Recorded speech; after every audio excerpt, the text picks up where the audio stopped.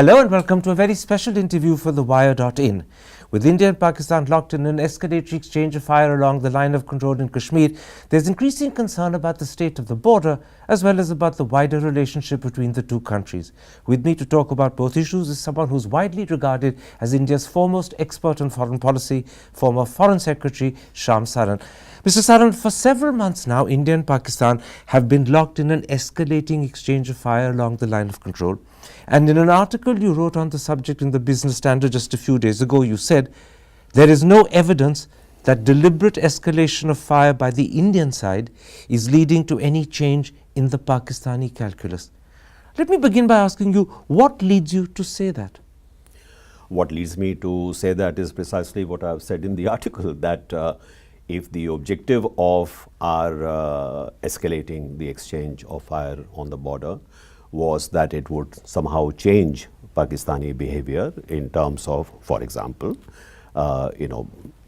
toning down, some of their, or rather reducing some of their fire across the line of control or the border, or that it would lead to a reduction in terrorist incidents, instances of cross-border terrorism, these objectives have not really been achieved. So, the danger that I am pointing out to is that we should not be getting locked into a kind of an open-ended escalatory process.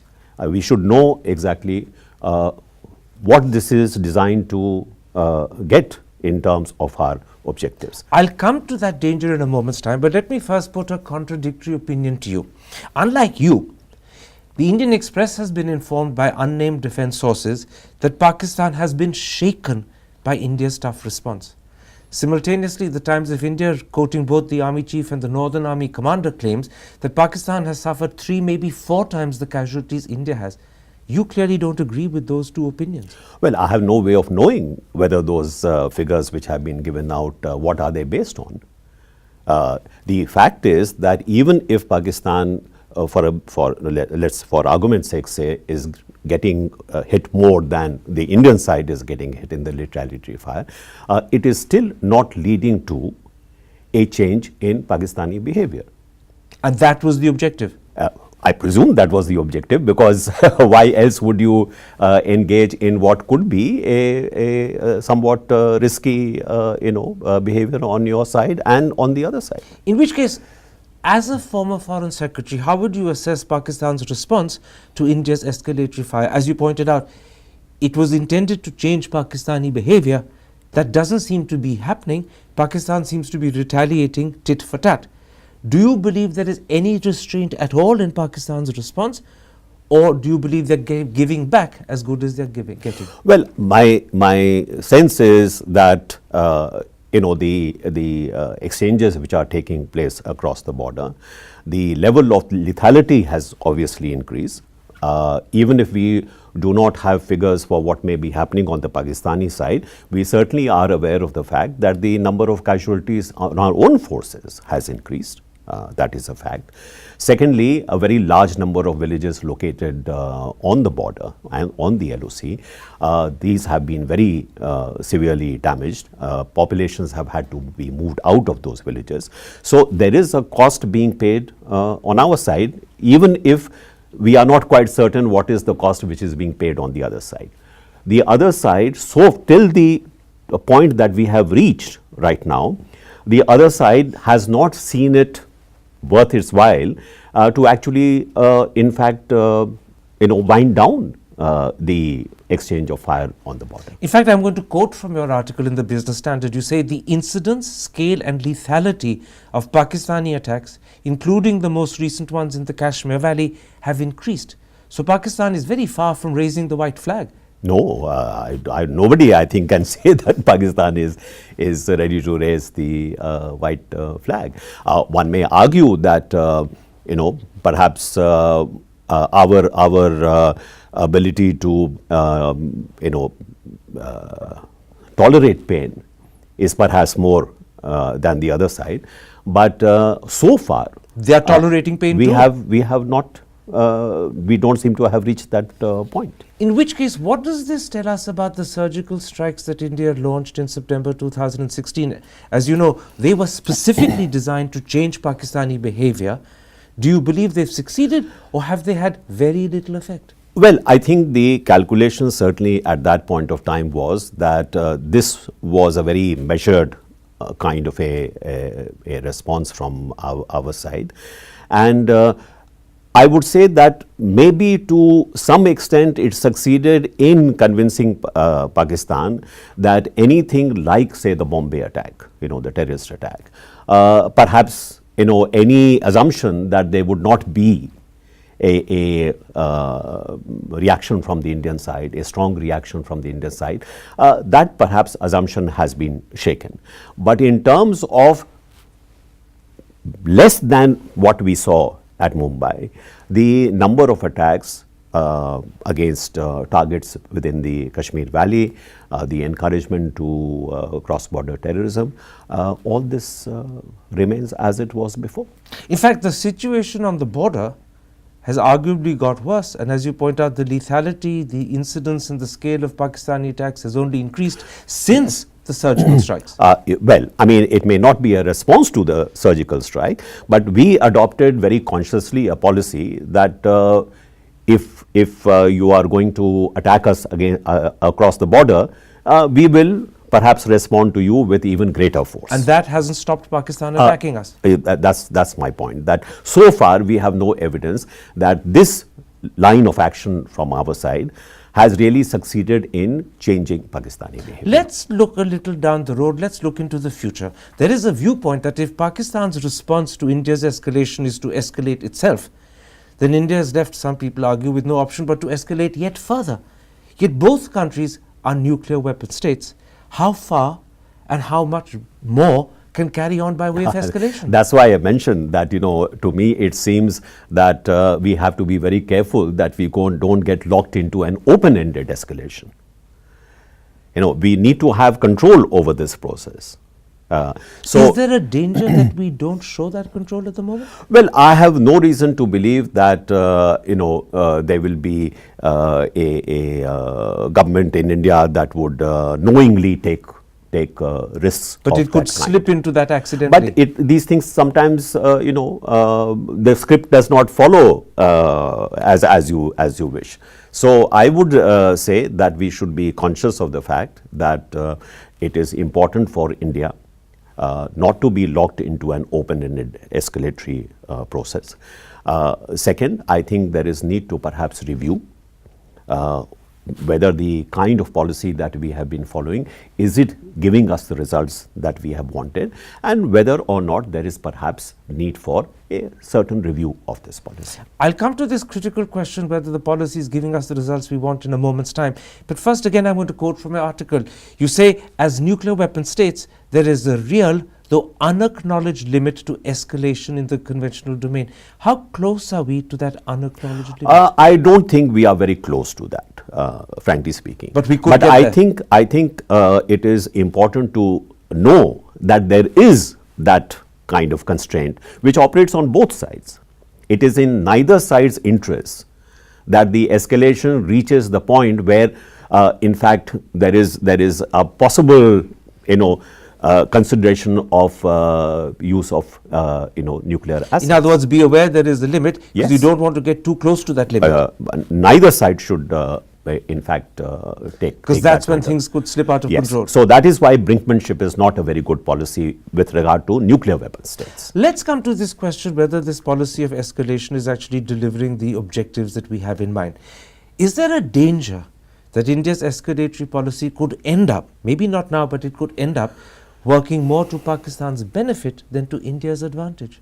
Well, as I have tried to point out also in the article, and there is a history to this, that whenever there has been a international concern about the level of hostility between India and Pakistan, or where there has been actually a clash of arms between India and Pakistan, you are aware that there has always been international concern leading to some diplomatic intervention. Which Pakistan wants and India definitely Exactly. does not. it has been our stated policy that, this is a bilateral issue. The escalatory policy, if it results in creating international concern, could end up working to Pakistan's benefit.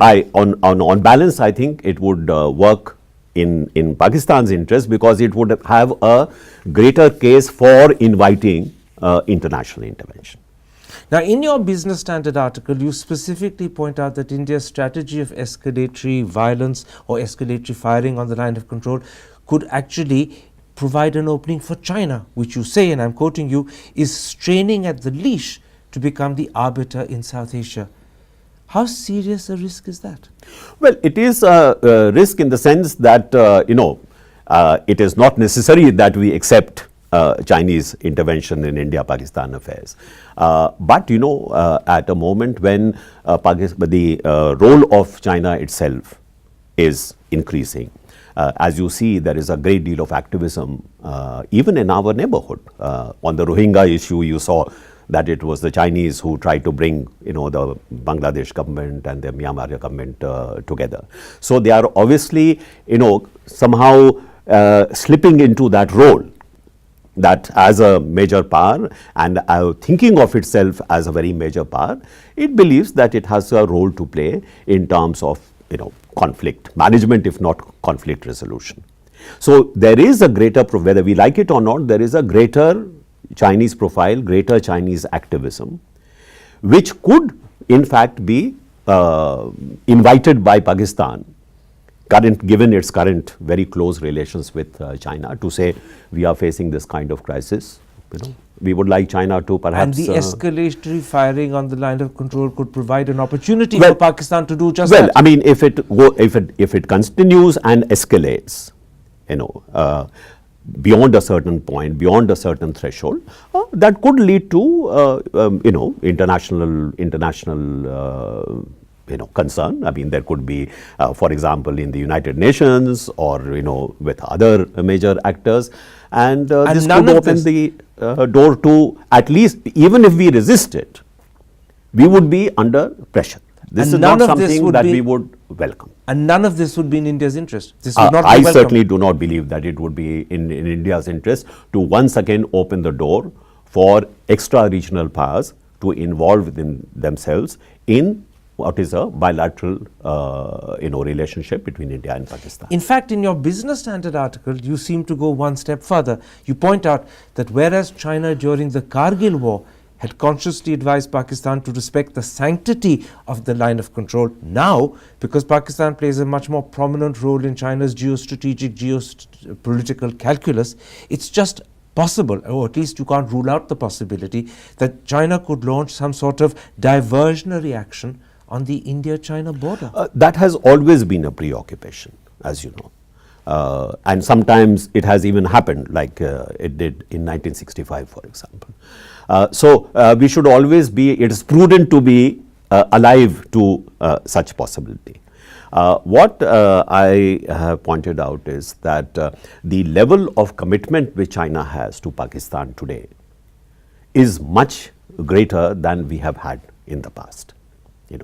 So whether it is through the One Belt, One Road, I don't know whether you saw a report which says that China has been in fact in touch with the Baluchi militants in order to convince them that they should not interfere with the Belt and Road projects through Balochistan. So you see a kind of an activism which we have not seen before.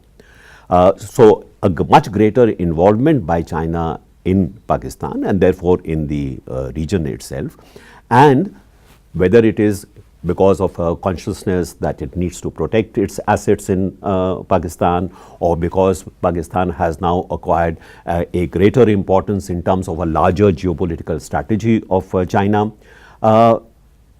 The role of China in any India-Pakistan relationship is going to be much greater. And the important point for people to remember is that CPEC, the China-Pakistan Economic Corridor, has changed the nature and character of the relationship between Islamabad and Beijing. Oh, absolutely. I think we should be. I mean, there are no two ways about it. Take, for example, the repeated effort being made by China not to have Masood Azhar Jaish-e-Mohammed being named as a terrorist. Standing quite alone in the Security Council to resist this. Or, for example, look at the difference between China's attitude to India's membership in the NSG in 2008 and what has happened now. So there is no doubt that there is a much greater level of commitment from China to Pakistan, and this will inevitably impact on how Pakistan sees India, because it feels that it now has a more powerful shield in China, which could make Pakistan bolder in its retaliation, yes, because they have Chinese security. It may be mistaken in doing so, but that's their thinking. That perception is certainly there, that somehow or the other, as they keep saying themselves, that the CPEC has been a game changer for Pakistan. This also means that unrestrained escalation on the line of control on the Kashmir border could actually end up with inflamed situation on the Chinese border. In other words, one could lead to a troubled border on the other side as well. Well, we should be, I'm not saying this is going to happen. But what I'm saying is that we must be prudent enough to consider that this is a likelihood. Because I think, we should be aware of the fact that the security environment in our region has in fact altered over the last few years. Not to our advantage. Not to our advantage. As you see, a Chinese penetration, for example, in Nepal, you see that penetration, for example, in the Maldives. You've seen what has happened in Sri Lanka with the Hambantota port. And Doklam. And Doklam. So, that activism is apparent all around us. And this is a challenge which we'll have to face. And this in turn emboldens Pakistan. Absolutely. Absolutely. In which case, let me ask you a question that you don't ask yourself and you don't answer in your Business Standard article, but as I read it, it was one that occurred to me. Is there a sense in which the escalatory policy that we've been following for the last several months on the line of control with Pakistan could actually be not fully thought out? That it could lead to unintended consequences? I suspect that there were cogent reasons why the government decided to give a message to Pakistan that if there is action on your side, don't be comfortable in the assumption that there will only be proportionate response from the Indian side. I think the change that you have seen with respect to government policy is in that respect, that it's no longer okay, if there is going to be this level of fire on your side, we will give you as good as we get. What we are saying now is not only will we give you as good as we get, but we'll give you more. To which Pakistan is replying by saying, and we'll do more as well. Exactly. So far, that's what I'm saying, that whatever may have been the original assumption behind this, perhaps we need to re-examine that assumption in the light of what we have seen happen over the last several months. And that's what, in a sense, you start by doing in your article when you say that the time has come for both sides, and I'm quoting you now, it is in the interest of both sides to revive the ceasefire that held for a decade since being put into effect in 2003. Yes. That is the conclusion, in a sense, you've come to. Certainly in terms of, not allowing this to become the open-ended escalation that I mentioned. Because the risks are not only for us, but the risks are also there for Pakistan. Pakistan also recognizes that this is risky. There is also a great deal of damage which is being done on the Pakistani side as a result of fire from our side. So there are costs being paid by both sides. And therefore it's in both sides' interest. Therefore it is in both sides' interest, and perhaps irrespective of other issues which are there on the table, it may be possible for both sides at least to reach a agreement on a ceasefire on the line of control. How do you convince the Modi government of the logic of this argument? Because at the moment, the government seems to be impervious to the argument that we need to revive the ceasefire. Well, I have not seen anything which says that this government is not amenable to a ceasefire. But it's a question of how it how it comes about. My intention in writing this article was to at least alert to those who may be listening that perhaps there is a need to relook at what has been the policy so far, because I do not see this policy yielding the kind of results that we originally may have thought. What steps do you think India should take to try and make the revival of the ceasefire a likelihood? Or are there steps that we cannot take? Well, even though the government has been saying there cannot be talks while terrorism is continuing or these hostilities are continuing. Although the two NSAs are talking. Exactly. So that is what I was going to say, that at least at some level of high-level communication has been maintained by the two sides. And it is a channel, and perhaps there could be other channels, which are not there in the public layer, where you can reach some kind of tacit agreement on issues such as whether or not we should restore these ceasefire. And you're saying these channels should be used quietly, but use them nonetheless? I think I have always argued that not talking is not policy. This has been a consistent position that I have taken. That if your response to a cross-border attack, for example, is, okay, I will not talk to you anymore, and then a few months later or maybe somewhat later you again come back to the table, the credibility of that response is vitiated. And in fact, this has been happening over a considerable period of time, not only with this government, but as you have seen with previous governments as well. So your message to the government is quietly use the back channels you have outside the public domain to try and find out how you can revive the ceasefire. A limited objective. I cannot see this necessarily solving other issues. But for the ceasefire at least. But this is something which is, I believe it is in the interest of both countries, because neither side, I believe, would have an interest in open-ended escalation. Let's at this point pull back and take a view about the wider, bigger relationship between the two countries. As a former Foreign Secretary, how do you view the Modi government's handling of Pakistan since May 2014 when the government took office? Well, the initial moves made by the Prime Minister were actually very, very good moves. They Starting with inviting Nawaz Sharif. Inviting Nawaz Sharif to his swearing-in ceremony, despite the very harsh rhetoric which we saw during the election campaign, he did not let that stand in the way of reaching out to Nawaz Sharif. And by the way, the reaching out has been from the Indian side. Secondly, even when problems arose, you remember we had a conversation about India deciding not to continue with the dialogue because of the fact that the then High Commissioner, Pakistani High Commissioner, had met the Hurriyat before the talks.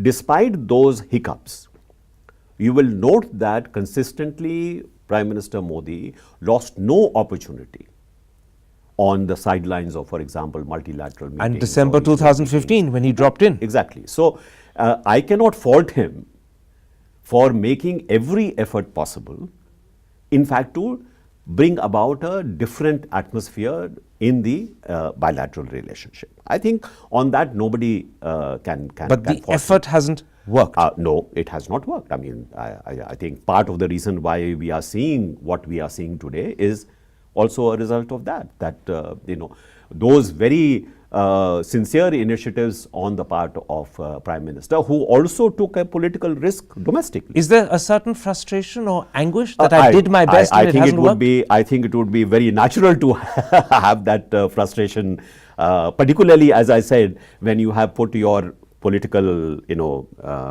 interest domestically online. Because as you know, this was not necessarily very popular with many people in his own political constituency. So he did take a calculated risk. And was thwarted. And Pakistan is responsible for thwarting. Frustration may be perfectly understandable as you explained it, but it can't be the bedrock for policy. Obviously, it cannot be. And I do not think that the policy that was adopted was necessarily only as a result of frustration. But I think the assumption that there could be a change brought about in the calculus of Pakistan as a result of a different kind of response from our side. That has not proved to be, so far at least, so it has not proved to be. Hence your suggestion, use the back channel to see if you can revive a proper ceasefire. The limited objective of a ceasefire, I believe, is possible because of the fact that it is so obviously in the interests of both sides, even if it is not solving the Kashmir issue, even if it is not solving several other issues which are there between the two countries. I think this is quite obviously in the interests of both sides. And the populations living along the border who are suffering as a result of this. But at the moment, given the situation, the assumptions that underlay our escalatory policy not yielding the results we hoped they would, at the moment, would you say the government needs to seriously rethink its Pakistan policy? I have said that. I have said that there is a need to rethink our policy. Rethink our policy not in terms of saying, okay, we have to just accept what is happening from the Pakistani side. I think you have to think of other ways in trying to influence the calculus in Pakistan. I have pointed out earlier that there are a mix of both positive levers as well as negative levers that you can use together to try and influence. Change the mix. Exactly. There are other things which we have tried to do. I don't know, since I'm not in government, I don't know how much we have followed those up. But for example, when the Prime Minister raised the issue of Balochistan, or when the Prime Minister raised the issue of Gilgit and Baltistan, these are vulnerabilities, these are pressure points on Pakistan. These were levers that were attempted. We now need to either reuse these or think of other levers. We don't seem to have built upon them. These things cannot be a one-off. You need to build these pressure points, and you cannot do them overnight. So it has to be a process that you have to get involved in.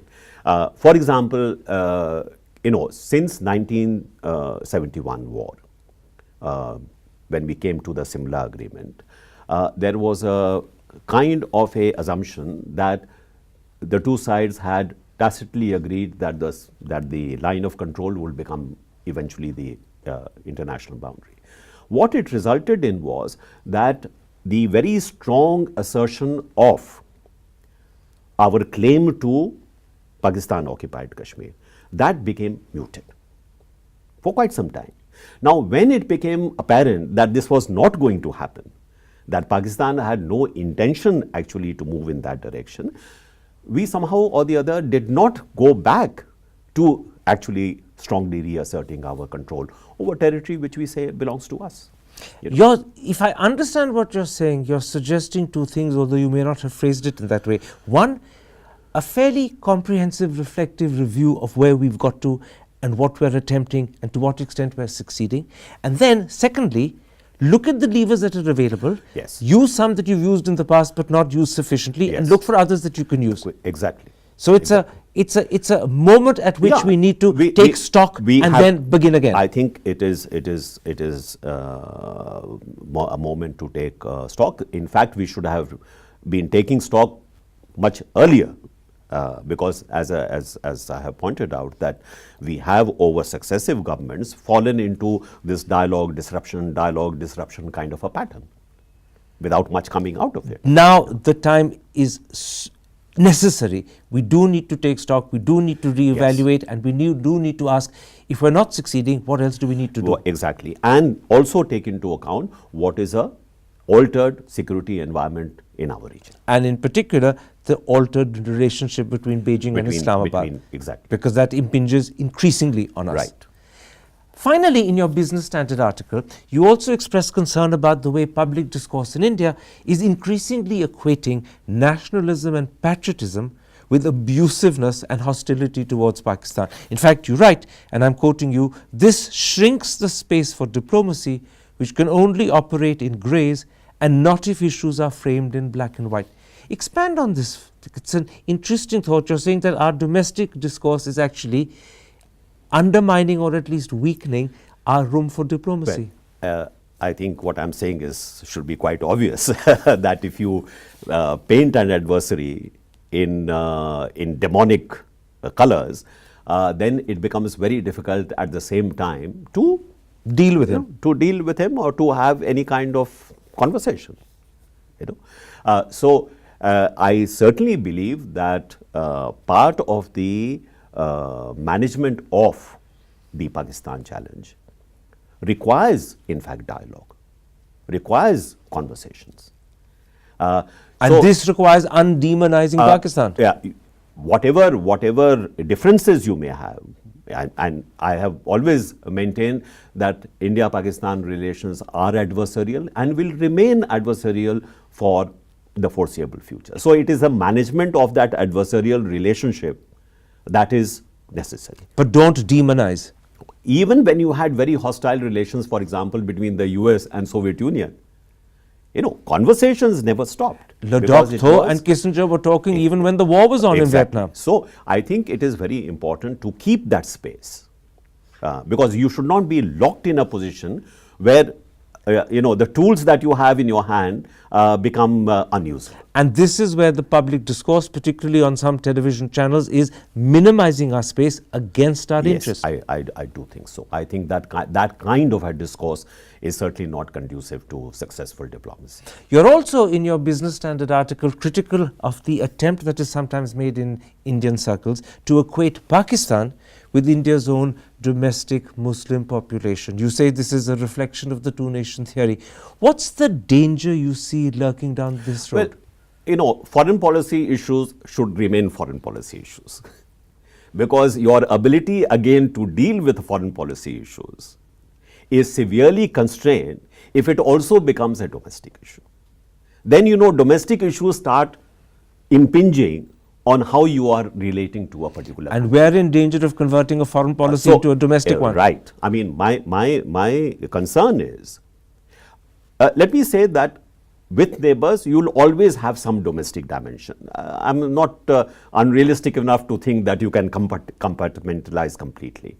But I think it is important, especially when you are dealing with major challenges, that you should not allow what is a foreign policy issue, what is a security challenge, to also become embroiled in your domestic. And once again, this is where some television channels are, Rudy, the guilty party.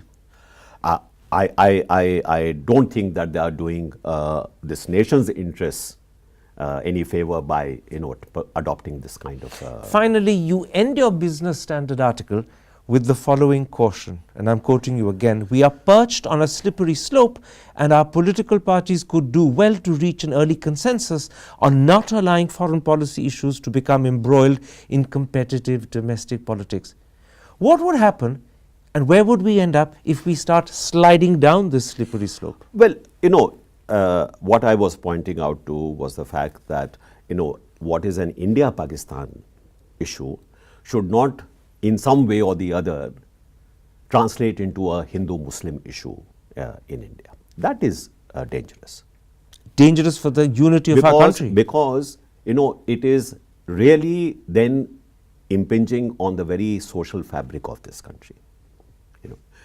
So whatever the temptation may be, as we saw during the Gujarat campaign, to use a foreign policy issue to score some short-term gains politically within your domestic politics, that I think long-term can do a great deal of damage to what is still a very fragile, social fabric of this country. So here you're actually saying, be careful about your rhetoric, be careful about how you attack people, because the social fabric of India could be at risk. Yes, I very strongly believe that. Shyam, Saran, a pleasure talking to you. Thank you. Thank you very much.